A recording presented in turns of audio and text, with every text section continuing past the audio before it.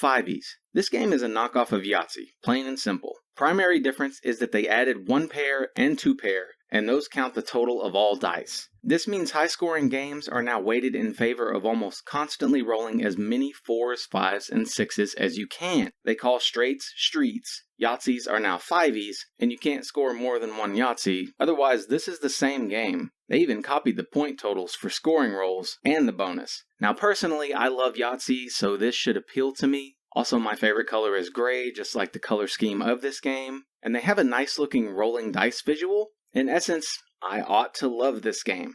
I don't.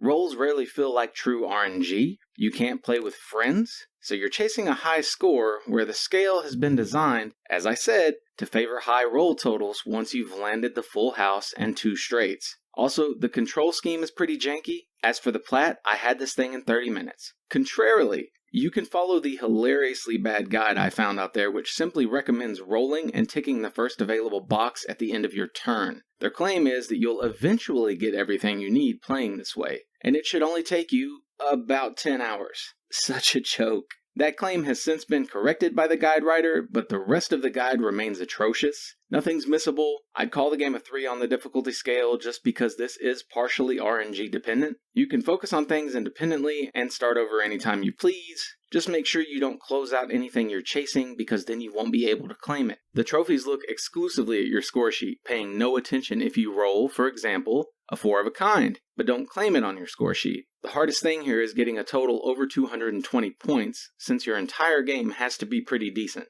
To score the bonus, you have to get over 63 points in the 1 through 6 totals at the top of the score sheet. Getting a 5e seems difficult, but will definitely happen if you chase it relentlessly. Worth noting that a 5e can be 6 of any number, it doesn't have to be 5s. Best way to get above 220 is to chase the straights and full house right away, then focus exclusively on high scoring rolls, saving the number rolls of 1 through 6 for last. Or, you could spend 10 hours taking whatever random totals this forgettable game gives you. Dumbest shit I've read in a long time.